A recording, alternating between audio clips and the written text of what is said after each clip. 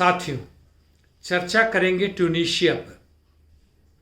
Africa के उत्तर में यह देश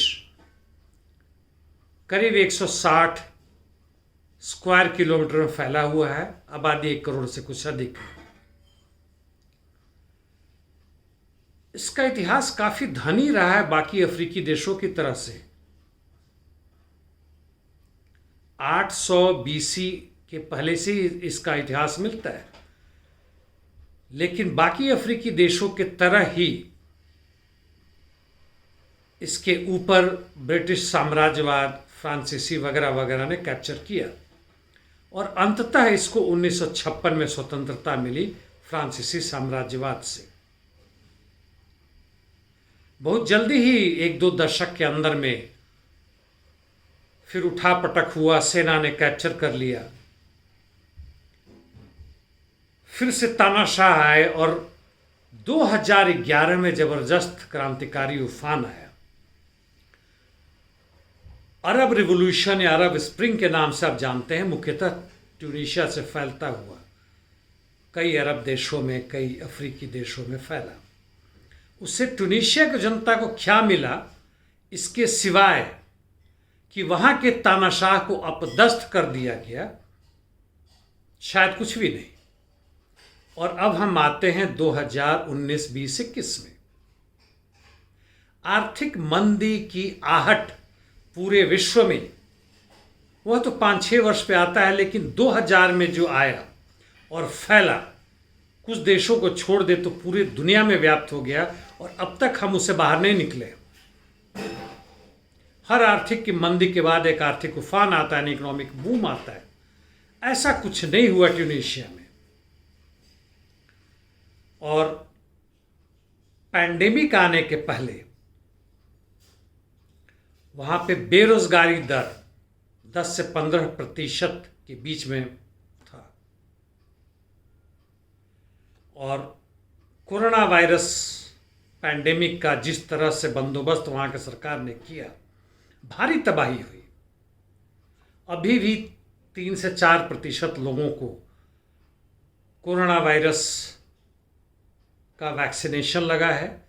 90% से अधिक ICU बेड भर चुके हैं। सरकार ने वहां पे जो भी सब्सिडी देती थी, फ्यूल पे, ईंधन पे,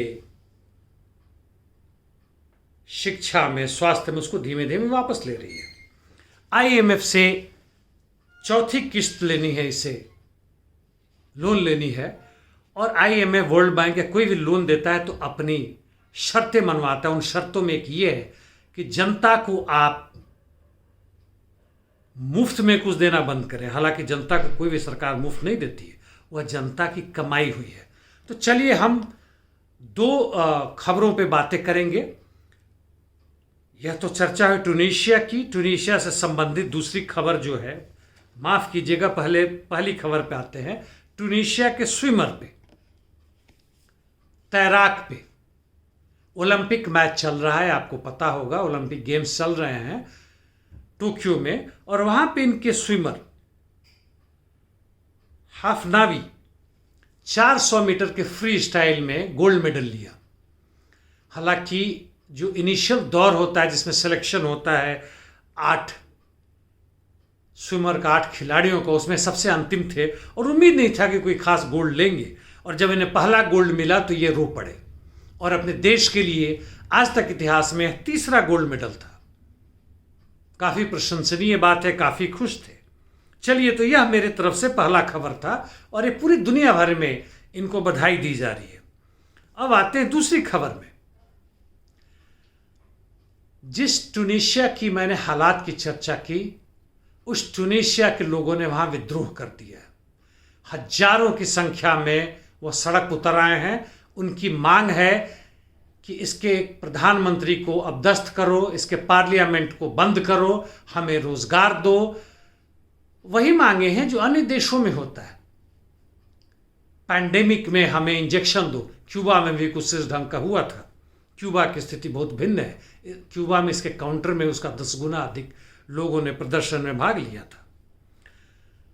तो वहां के राष्ट्रपति ने संविधान के किसी खास धारा 80 पर आधारित अधिकार का उपयोग या दुरुपयोग किया, जिसमें उन्हें अधिकार मिलता है कि वो जो चाहे वो कर सकते, और पार्लियामेंट को सस्पेंड कर दिया, प्रधानमंत्री को अपदस्थ कर दिया।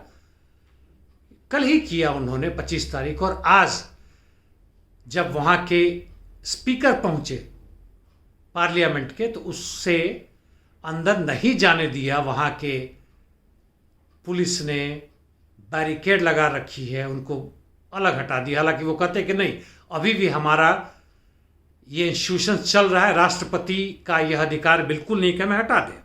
दूसरे कहते हैं कि यह राष्ट्रपति के आने का मतलब है कि एक और तानाशाह का आना। और जहाँ तक जनता की बात है, काफ़ी जनता खुश भी है, काफ़ी जनता नाराज़ भी है, क्योंकि अब मसला ये हो गया कि राष्ट्रपति के अधिकार था कि नहीं था, राष्ट्रपति ने सही किया कि नहीं किया।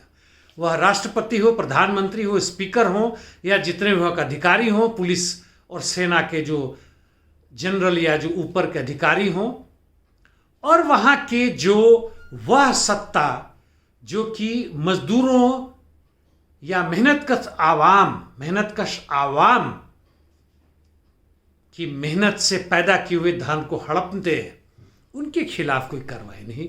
उनका अधिकार यूं ही चलता रहेगा, बना रहेगा। और स्थिति ये है कि जो ट्यूनीशिया की बात कर रहा हूं, अपने अपने देशों के बारे में सोचिएगा। क्या आप भिन्न हैं? चाहे अमेरिका हो, पाकिस्तान हो, कोई भी देश हो, और दुनिया के वो देश जिनकी पूंजी यहाँ लगी हुई है, IMF के द्वारा हो या सीधे सीधे हो, अपनी चिंता व्यक्त कर रहे हैं। जैसे टर्की के विदेश मंत्री, जर्मन के भी, रशियन भी, बाकी सभी उम्मीद करते हैं वहाँ प्रजातांत्रिक तौर तरीके बहाल होंगे। अरे कौन से प्रजातांत्रिक तरीके थे वहाँ पे? जब जनता के पास रोजगार नहीं है, भूखे मर रहे हैं, तो किस प्रजातांत्रिक तरीकों, तौर तरीकों की बात कर रहे हैं? और जब मर्जी आए तब वहां के चुने हुए सत्ता को उठाकर दरकिनार कर दिया। और अब ज्यादा शोर मचाएंगे, कितना भी मचा ले, आपकी आवाज नहीं सुनी जाएगी। बल्कि मैं तो ये कहने वाला हूं कि आर्थिक मंदी है, जो कष्ट में पूरे विश्व जिसमें गुजर रहा था, और इस पूंजीवादी व्यवस्था में जनता को कुछ खास मिलने वाला नहीं था, बल्कि उसे और भी उत्पादन के क्षेत्र से बाहर किया जा रहा था। उन्हें इस तरह के मजदूर बनाया जा रहा था जिन्हें अब किसी भी तरह के रोजगार मिलने की संभावना नहीं बची थी। वह या तो गुंडागर्दी कर रहे थे, या भिखमंगे बन गए, या राजनीतिक दलों के पीछे जाके कभी इस दल कभी उस दल, जिनकी कोई भी राजनीतिक विचारधारा नहीं थी, झंडे उठाने वाले से लेके गुंडागर्दी करने वाले तक बन गए। और इस बीच यह महामारी आया। कितना बड़ा वरदान था यह शासक वर्ग के लिए। जनता को तोड़ मरोड़ कर रख दिया इन लोगों ने। कई तरह के कानून बनाए, और जितने भी कानून बने वहां के श्रम कानून को ध्वस्त कर दिया। कृषि कानून ऐसे लाए गए जिससे किसानों को और अधिक लूटा जा सके।